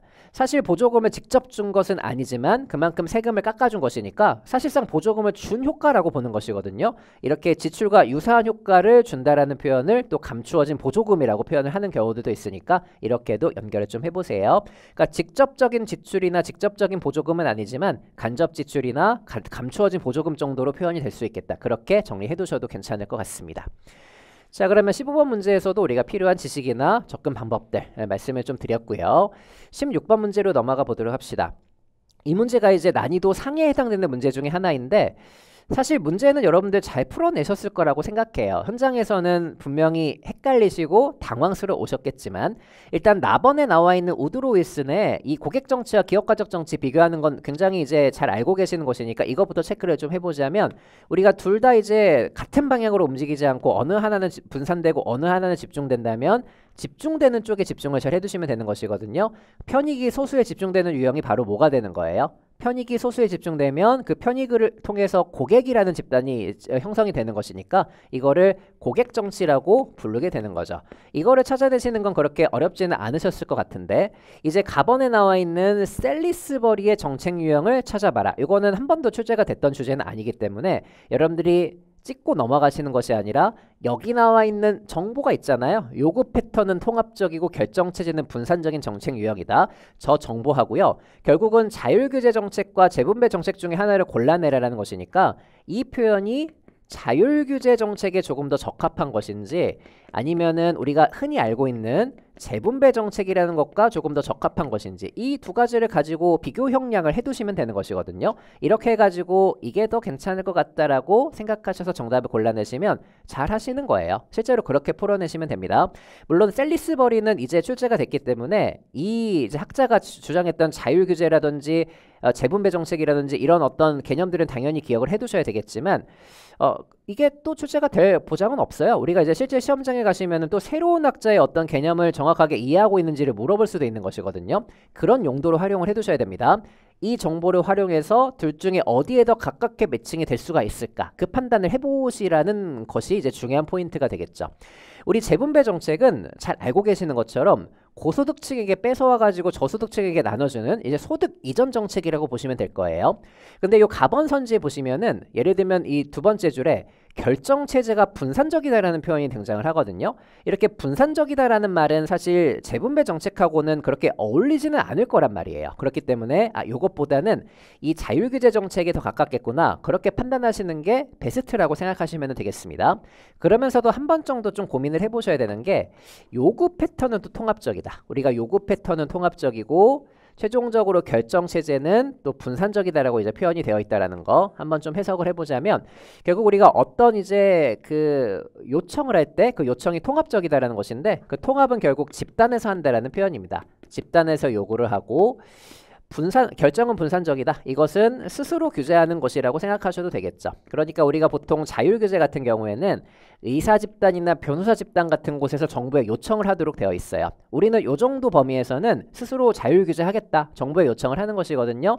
집단에서 요구하기 때문에 요구 패턴은 통합적이다라고 볼 수가 있는데 결국 다 결정이 되게 되면은 그 규제는 자율적으로 하는 것이기 때문에 스스로 규제한다라는 측면에서 분산적인 정책 결정 유형이라고 볼 수가 있을 거라고 봅니다. 그래서 보시는 것처럼 이 문장이나 이 두 가지의 비교 포인트를 가지고 우리가 자율규제 정책은 찾아낼 수가 있는 것이니까 실제 시험장에서는 그렇게 접근하시면 되겠고 여러분들이 이제 어떤 개념을 공부하실 때도 이런 연습을 많이 해두셔야 되는데 우리가 결국 자율규제 정책이 왜 여기에 적합한 것인지를 연습을 해두셔야 된다는 거예요. 이 문장의 어느 부분이 자율규제랑 연결이 되고 이렇게 이해 중심으로 연습을 해두시면은 이런 식의 표현이 나왔을 때 문장을 매칭하시는 것도 어느 정도는 도움이 되실 테니까 항상 그렇게 행정학 공부를 해두시면 좋을 것 같습니다. 자, 꽤 어려운 문제기는 했지만 우리가 맞춰내시면 좋을 것 같은 그런 문제고요. 이렇게 접근하시면 좋겠다라는 접근 방법도 한 번 더 확인을 해두시면 좋겠습니다. 되셨고 17번 문제로 넘어가 보도록 할게요. 자, 우리 법령 문제가 나왔는데 우리 공무원 통제 관련된 법령에서 가장 핫한 법령이 바로 동그라미 1번에 나와 있는 공직자의 이해충돌 방지법이고요. 이미 두 번 정도 출제가 되었는데 한 번 더 출제가 될 수 있는 부분은 역시 숫자 부분이 되었습니다. 우리 요 직무 관련자와 사적 이해관계자 이 둘을 비교하는 것도 되게 중요한 포인트였는데 우리가 직무 관련자는 나의 민원인을 생각하시면 되고 그 민원인이 나의 가족일 때가 문제가 된단 말이에요. 민원인이 나의 가족일 때는 내가 그 인간화 허가를 내려주면 안 될 것이기 때문에 이 업무로부터 배제해달라는 회피 신청을 하도록 되어 있는데 그 회피 신청은 며칠 이내에 하도록 되어 있는 거예요. 14일 이내에 신고를 하고 그 다음에 회피 신청을 하는 것이다. 이 숫자는 꼭 기억을 해두셔야 된다고 제가 말씀드렸던 것인데 출제가 잘 된 것 같습니다. 잘 기억해 두시고 앞으로 출제가 될 수 있는 또 포인트가 되는 것이니까 기출된 주제로서 꼭 기억을 해두시면 좋을 것 같고요. 그리고 나머지 것들은 뭐 우리 주소 찾기 연습을 좀 해볼 건데 우리 종교 중립의 의무처럼 공무원의 의무는 국가공무원법이나 지방공무원법에 명시가 되어 있는 것이고요. 그리고 선물신고, 주식의 매각 또는 신탁, 주식 백지 신탁제도 이런 것들은 공직자윤리법에 포함이 되어 있는 것이고 그리고 국가공무원법에 들어가 있는 것 중에 4번 선지는 무슨 의무와 관련이 되어 있는 거죠? 바로 직장 이탈의 금지 의무와 관련이 되어 있는 것입니다. 직장 이탈 금지. 공무원은 뭐 어떤 정당한 사유가 있지 않는 이상 직장에서 이탈하면 안 되겠죠. 그런 것들을 직장 이탈 금지의 의무라고 하는 것이고 그래서 수사기관이 공무원을 구속 수사할지라도 직장에서 이탈시키려면 소속기관장에게 미리 통보를 해줘야 되는데 반면에 예외가 되는 사람이 있죠. 바로 현행범은 그러하지 아니하다. 현행범은 잘못을 저지른 게 현장에서 명확하게 드러난 사람이기 때문에 소속기관장에게 미리 통보하지 않고도 바로 잡아갈 수 있다라고 보시면 되겠습니다. 현행범은 직장 이탈 금지 원칙에 예외에 해당된다. 이렇게 정리를 해두셔도 괜찮을 것 같아요. 그리고 직장 이탈 금지 의무 역시도 공무원의 의무이기 때문에 국가공무원법이나 지방공무원법에 들어가 있다는 것도 기억해 두시면 더 좋을 것 같습니다. 다 좋은데 우리가 1번 선지의 이해충돌 방지법 나올 수 있는 포인트였긴 했지만 여태까지 한 번도 기출이 되지는 않았던 포인트이기도 하니까 연습은 또 해두시면 훨씬 더 좋을 것 같습니다. 되셨고 18번 문제로 넘어가 보도록 할게요. 이 문제가 이제 문제가 됐던 문제고요. 정말 초지엽적인 문제니까 이 문제는 틀리셔도 크게 문제가 없어요. 사실 알고 푸신 분들은 거의 없을 거라고 생각을 하고요. 이 문제는 당연히 여태까지 기출이 됐던 문제도 아니고 사실 우리가 저도 이제 정책학 교재를 그 전국 서적을 몇 권 갖고 있는데 거기에 이제 모 교수님의 교재에만 실려 있는 내용이기도 해요. 저도 뭐 이 부분을 보기는 했지만 이렇게 꼼꼼하게까지 여러분들에게 알려드릴 수는 없었던 부분이니까 어쨌든 좀 그런 부분을 좀 고민을 해보시고 그런 부분까지 여러분들이 다 챙겨가실 수는 없다. 그래서 이런 문제는 사실 사고에 불과하다라고 보시면 되니까 너무 맞추지 못하셨다라고 해도 너무 걱정하지 않으셔도 될 겁니다. 이런 문제들은 틀리셔도 크게 합격에 지장이 없는 것이니까 물론 기출이 되었기 때문에 이제부터는 준비를 좀 해두셔야 되겠지만 앞으로도 이런 문제들이 혹시 나온다고 했을 때 시험장에서 그렇게 많은 시간을 쓰시지 않고 그냥 정답일 것 같은 거 하나 잘 골라내시고 넘어가시면 크게 문제가 없을 거예요. 그래도 우리가 출제가 됐기 때문에 확인은 좀 해보도록 할 건데 우리가 여기 나와 있는 정책 결정자와 집행자 간의 상호작용 유형하면 보통 무엇을 공부하고 들어가냐면 우리 나카무라와 스모르드의 고지엽제간 아시죠? 그 주제가 여기 들어가 있는 주제라고 생각하시면 돼요. 그러니까 결정자와 집행자 간의 상호작용 유형은 보통 우리가 고지엽제간 주제가 보통 출제가 되는 것인데 이 고지엽제간만 이제 학자들이 주장하는 건 아니에요. 우리가 특정 학자는 또 이런 식의 유형도 있다라는 걸 제시를 하는 것이거든요. 실제로 모 교수님 교재에 요게 2번으로 그러니까 나카무라 스모르드의 분류가 2번으로 들어가 있고 1번으로 들어가 있는 게 바로 요 맥러린의 분류라는 것입니다. 뭐 그 정도라고 보시면 되겠고 우리가 요 세 가지가 있다라는 것을 어디서 보신 적도 있을 수도 있겠지만 그걸 가지고도 또 문제를 풀어낼 수는 또 없는 것이니까 어쨌든 우리가 시험장에서는 적절하게만 대응하시고 앞으로는 적절하게 지식으로 잘 갖고 가시면 도움이 좀 되실 겁니다. 이 중에 1번하고 2번하고 3번이 요 맥러린이라는 학자가 제시한 어떤 결정자 집행자 간의 상호 작용 유형이라고 보시면 되는데 이 상호 적응이라는 것은 결정자 집행자 간에 서로 협의를 해가지고 무언가를 집행한다라고 생각을 해두시면 되겠죠. 이거는 이제 서로 협의가 이루어지는 뭐 그런 유형이라고 보시면 되겠고 그리고 적응적 흡수라는 것은 뭐냐면 집행자가 마치 이제 결정자가 결정한 것처럼 집행을 하는 것처럼 보이지만 그러니까 집행은 하지만요 결국 이 집행자가 결정자의 의도와는 다른 집행을 한다라는 거예요. 의도와는 다른 집행을 할 수도 있겠다. 이런 것들을 적응적 흡수라고 보는 것이거든요. 이런 개념도 있는 것이니까 한번 체크를 좀 해보시고 부집행은 우리 집행자가 마음에 안 들면 결정자의 결정을 집행하지 않을 수도 있는 유형도 있다라고 보는 것입니다. 맥러린이라는 학자는 이렇게 세 가지를 제시했다라고 보시면 되겠고 4번 선지는 제시하지 않았기 때문에 이제 오답이 되는 것인데 너무 지엽적인 문제라고 생각이 들기는 합니다. 어쨌든 이 문제는 틀리셔도 크게 문제는 없다.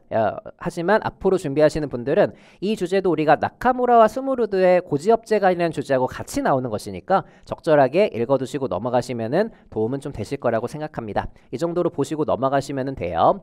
되셨고 19번 문제로 넘어가 보도록 합시다. 자, 우리 19번 문제도 이제 행정협의회 단독 문제인데 이 문제 같은 경우에도 이제 처음 보는 조문이라고 할지라도 여러분들이 분명히 판단을 해두셔야 되는 조문이 생기게 돼요. 우리 행정협의회는 기본적으로 누구의 승인을 받아줘야 되죠? 기본적으로 상급기관의 승인을 받아줘야 되는 거잖아요. 마찬가지로 3번 선지 한번 가보시면 권고 역시도 누가 해준다라고 보시면 돼요. 권고 역시도 상급기관의 장이 너네 행정협의회 좀 만들어봐라라고 권고를 할 수 있다라고 보시면 되겠습니다. 그러니까 사무와 관계된 중앙행정기관의 장이 권고를 하는 것은 적절한 것이 아니고요. 상급기관 장이 권고를 해줘야 되는 거예요. 시도지사가 협의회를 만든다면 행안부 장관이 상급기관이 되는 것이고 기초끼리 협의회를 만들도록 권고하는 주체는 바로 광역자치단체장인 시도지사라고 보시면 되겠죠. 이렇게 상급기관의 장이 등장을 해줘야 되는 것이니까 우리가 전체적인 이 어떤 제도의 성격이나 제도의 설계 방식들을 제대로 이해하고 있는지 그런 부분들을 물어보고 있다라고 보셔도 괜찮을 것 같습니다. 이렇게 사고하셔가지고 풀어내실 수 있으셔야 되고요. 실제로 법조문을 공부하실 때도 이런 부분들을 염두에 두시고 읽어두실 수 있으셔야 될 겁니다. 예를 들면 4번 선지도 그렇게 되어 있잖아요. 우리가 협의회에서 합의가 이루어지지 않은 사항이 있을 때 관계 지방자치단체장이 조정을 요청하게 되면은 만약에 시도 간의 협의 사항에 대해서 갈등이 발생하게 되었을 때는 누가 조정을 해줘야 되겠어요? 광역이라면은 상급기관이 바로 행정안전부가 되는 것이니까 이렇게 행안부로 넘어가게 되는 것이고 기초라면은 시도지사가 조정을 할 수 있다라는 표현이 적절하겠죠. 이렇게 상급기관장이 역할을 수행하게 된다는 걸 꼭 기억해 두시면 좋을 것 같습니다. 자, 그리고 뭐 1번 선지에서 우리 행정협의회는 일부 사무에 대한 공동 처리를 목적으로 운영되는 협력기구이다라는 것을 확인을 해두시고, 우리가 이제 어떤 협력기구들은 우리가 그 행정협의회든 조합이든 특별지방자치단체든지 간에 규약을 통해서 운영이 되도록 되어 있는데, 이 규약 안에 포함될 수 있는 것들 확인을 해두시면 돼요.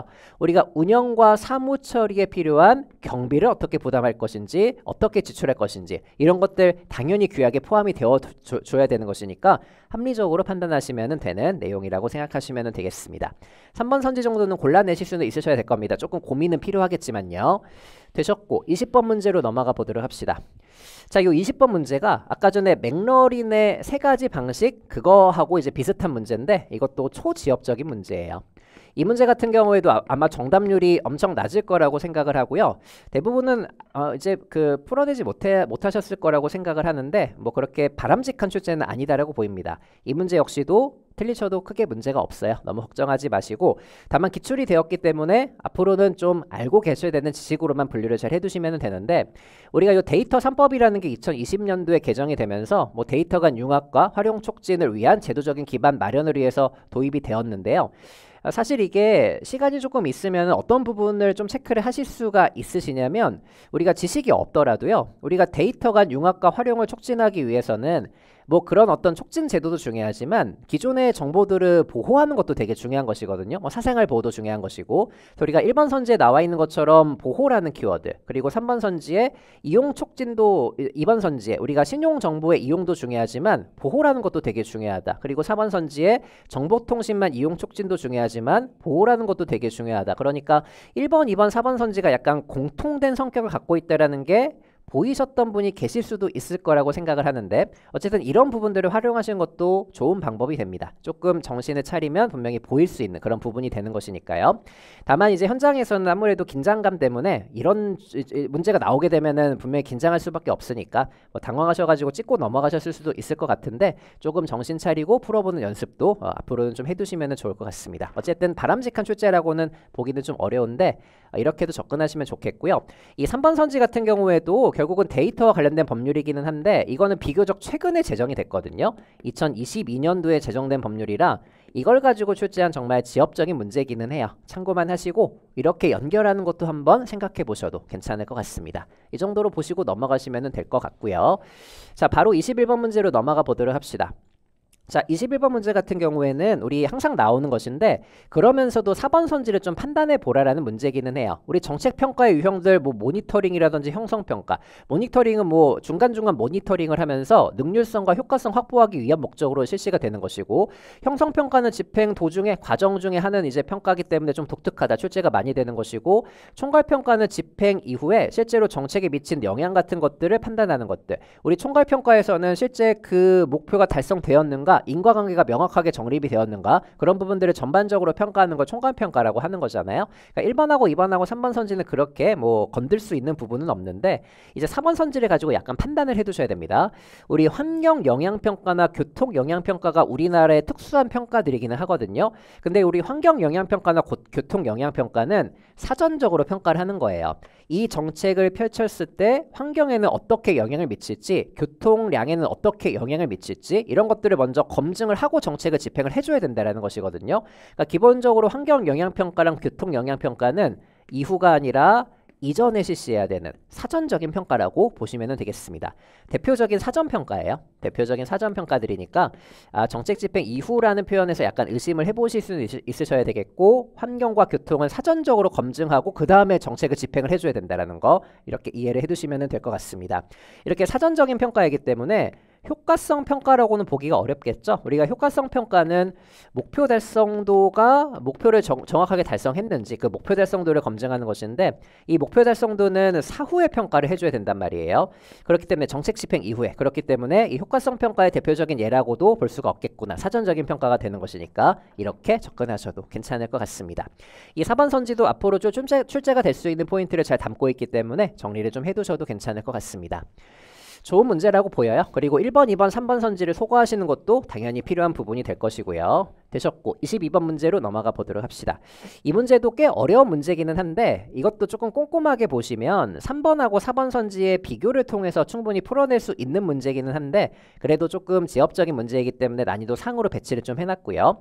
일단 여러분들이 비껴내셔야 되는 부분이 뭐냐면 우리 국가재정운용계획은 5개년 이상의 중장기적인 계획이라는 건 알고 계실 것이고 이 국가재정운용계획을 수립해가지고 국회에 제출한다라는 지식도 이제 알고는 계실 텐데 이 국가재정운용계획이 중장기적인 계획이긴 하지만요. 5개년도 이상의 중장기적인 계획이긴 하지만 제출은 매년 해줘야 되는 거예요. 매년. 그러니까 5개년짜리 계획을 올해도 제출하고 내년도에도 제출하고 이렇게 이제 매년 제출하는 것이 바로 국가재정운용계획이 되겠고 매년 국회로 제출해가지고 국회에 검증을 받는 뭐 그런 시스템이라고 보시면 됩니다. 물론 국가재정운용계획은 국회의 의결까지 받진 않습니다만 국회에다가 참고 자료를 준다라는 것도 꼭 기억을 해두셔야 되겠고 매년 제출하는 것은 맞다라고 보셔야 되겠습니다.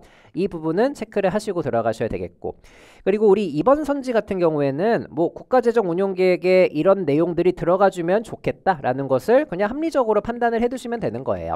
우리 아까 전에 행정협의회 규약에 이런 내용들이 들어가면 좋겠다라는 것하고 똑같은 것인데 뭐 그렇게 정말 어긋나는 것이 들어가 있지 않는 이상은 적절하게 다 포함되면 좋겠다라고만 판단하셔도 크게 문제는 없습니다.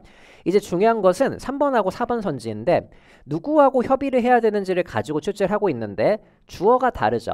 여기 각 중앙관서의 장과 지방자치단체의 장이 들어가 있는데 이 둘은 뭔가 설계도는 다를 수밖에 없겠구나라는 걸 짐작을 해두실 수 있으셔야 되는 것이거든요.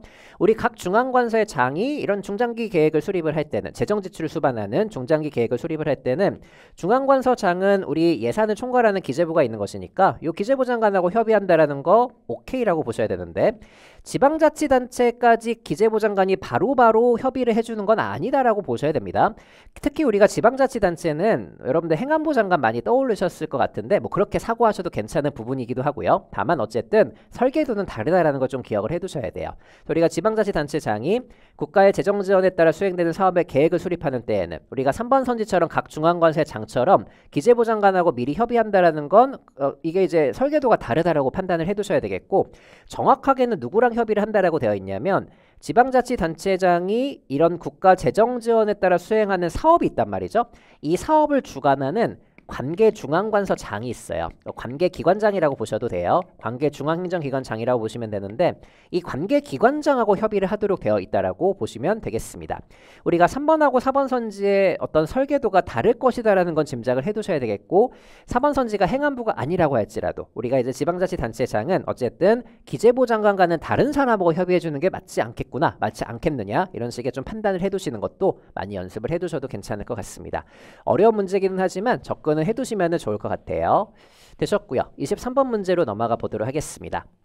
자, 우리 23번 문제인 특별지방행정기관 문제는 뭐 잘 알고 계시는 것처럼 중앙행정기관에 소속되어 있으면서 지역에 위치하고 있는 뭐 국세청 소속의 서울지방국세청 이런 곳들이 바로 특별지방행정기관이 되는 거죠. 국가기관이라는 걸 반드시 기억을 해두셔야 돼요. 지방자치단체가 아니라 국가의 지방행정기관이다. 우리 서울지방국세청, 서울지방고용노동청 이런 곳들 다 국가기관이란 말이죠. 그래서 우리가 서울지방국세청은 국세청 소속 공무원이 되는 것이고 서울지방고용노동청은 고용노동부 소속 공무원이 되는 국가공무원이 된다는 거 꼭 기억을 해두셔야 됩니다. 이게 제일 중요한 포인트이기 때문에 이번 선지의 문장으로 다시 한번 체크를 하고 있는 것이고요. 전국적 통일성이나 고도의 전문성 하나 그리고 주민의 자치 사무를 촉진하기 위한 목적 하나 이 둘을 비교했을 때 국가의 소속기관인 특별지방행정기관은 어디에 목적이 더 강하다라고 보셔야 되겠어요? 당연히 이 전자라고 보시면 되겠죠. 전국적 통일성이나 고도의 전문성이 바로 국가기관에서 수행하는 업무인데 그런 것들을 수행하기 위해서 이 특별지방행정기관을 두고 있다라고 보시면 좋을 것 같고 반면에 주민의 자치 사무를 촉진하기 위해서는 지방자치단체가 필요할 테니까 결국 우리가 특별지방행정기관과 지방자치단체를 비교하는 포인트가 여전히 출제가 잘 되고 있다라고 보시면 되겠습니다. 특별지방행정기관 기출문제들 보시면 결국 요 포인트가 제일 중요한 것이니까요. 국가기관이다. 지방자치단체가 아니다라는 거 정리 좀 해두시면 될 거예요.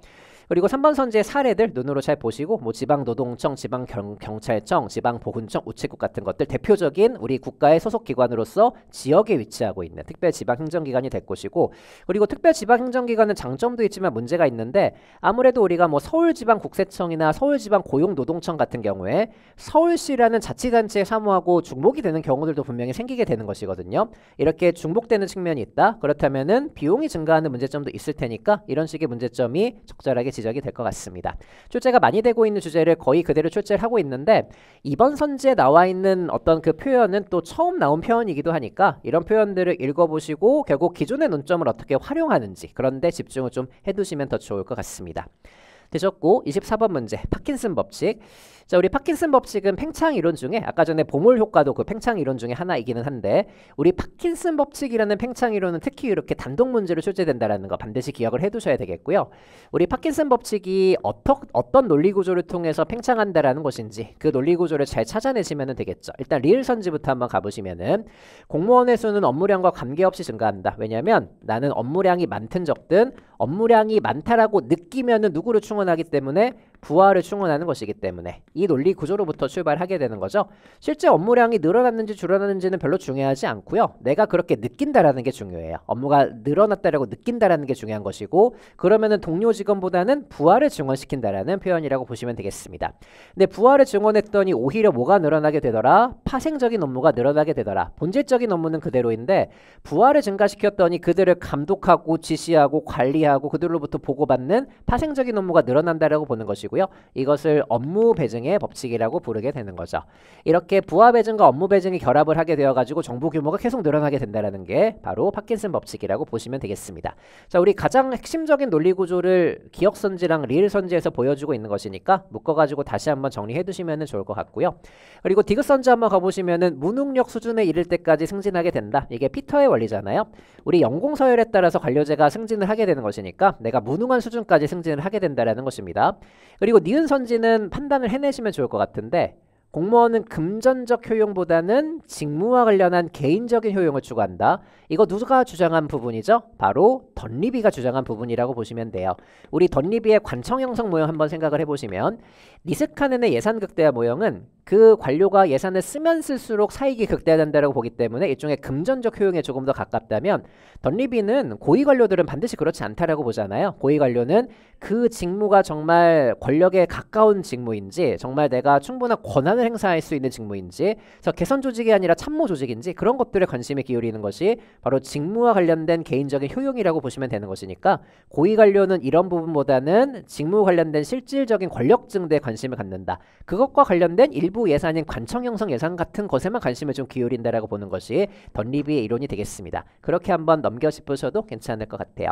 좋은 문장이고요. 앞으로도 출제가 좀 될 수 있는 포인트니까 잘 읽어두시면 좋을 것 같습니다. 자, 그러면서 파킨슨 법칙, 팽창 이론에 해당되는 부분들도 꼭 읽어두시면 좋겠고요. 되셨고 25번 문제 한번 가보도록 합시다. 자, 우리 25번 문제도 꽤 어려운 문제고요. 사실 요 15임용이라는 주제가 단독으로 출제된 경우는 거의 없었는데 단독으로 출제가 되었는데요.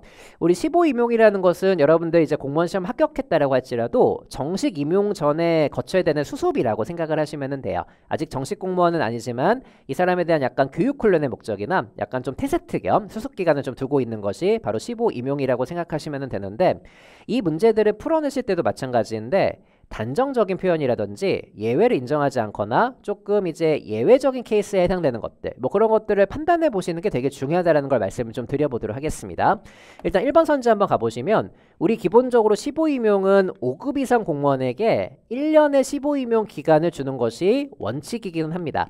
이거 기출문제 좀 꼼꼼하게 보신 분들이라면 보셨을 법한 그런 조문이기는 하거든요. 근데 이것을 모른다고 할지라도 어느 부분에서 의심은 해두셔야 되냐면 모든 공무원은 아니다라는 거예요. 우리가 5급 이상 공무원은 원칙적으로 1년에 15임용 기간을 거치기는 하겠지만 일부 5급 공무원은 그렇지 않을 수도 있는 거잖아요. 우리가 항상 모든이라는 표현을 조심하셔야 되고 저건 역시도 단정적인 표현이라는 거 꼭 기억을 해두셔야 되거든요. 실제로 법률에서는 우리 5급에 해당되는 공무원이라고 할지라도 이런 사유라면은 수속 기간을 거치지 않아도 된다라고 명시를 실제로 하고 있는 것이니까 그렇게도 좀 이해를 해두셔도 괜찮을 것 같습니다. 저 모든이라는 표현을 가지고 제껴내실 수 있으셔야 될 거예요. 그리고 4번 선지 한번 가봅시다. 우리 6급 이하 공무원은 원칙적으로 6개월의 15 임용 기간을 거치는 게 맞기는 하거든요. 근데 여기서는 어떤 공무원이라는 사례를 주고 있냐면 임기제 공무원의 사례를 주고 있다라고 보시면 되겠고, 우리 임기제 공무원은 계약직이기 때문에 이런 15 임용 기간이 면제되는 게 맞다라고 보시면 되겠죠. 물론 이게 원칙이기는 한데 임기제 공무원까지 이 기간을 그대로 적용하는 건 좀 어렵다라고 보시면 돼요. 실제로 임기제 공무원은 15 임용이 면제되는 케이스에 들어가게 됩니다. 그러니까 우리가 5급 이상 공무원도 마찬가지인데 5급 이상 공무원도 만약에 임기제라면은 그 15 임용 기간이 그 면제가 될 수도 있는 것이거든요. 이렇게 예외들을 잘 규정을 해놓고 있는지 확인을 반드시 해두시면 좋을 것 같습니다. 임기제 공무원까지 15 임용 기간을 두는 것은 적절하지 않을 것이다. 이렇게 판단하셔도 괜찮을 것 같아요. 그리고 이번 선지에서 우리가 15 임용 기간이라도 봉급은 줘야 됩니다. 이 사람은 이제 정식 공무원이 되진 않았지만 수습 기간이라는 것을 거치고 있는 중이기 때문에 아마 봉급을 다 주진 않겠지만 몇 퍼센트 정도는 주긴 하겠지만 이렇게 봉급이 지급되지 않는다라고 단정하지는 못하는 것이고, 15 임용이라는 것의 제도의 취지 정도를 좀 기억을 해두시면 좋겠어요. 이 사람을 부려먹겠다라는 것이 아니라 정식 임용 전에 수습 기간을 두고 있는 것이니까 봉급을 다 주진 않겠지만 훈련을 받는 기간 동안에 좀 합당한 그런 봉급을 주면 좋겠다라고 보셔도 괜찮을 것 같습니다. 1번, 2번, 4번은 분명히 걸리는 부분이 생기는데 이제 3번 선지 같은 경우에는 특별히 걸리는 부분은 없게 되는 것이고요.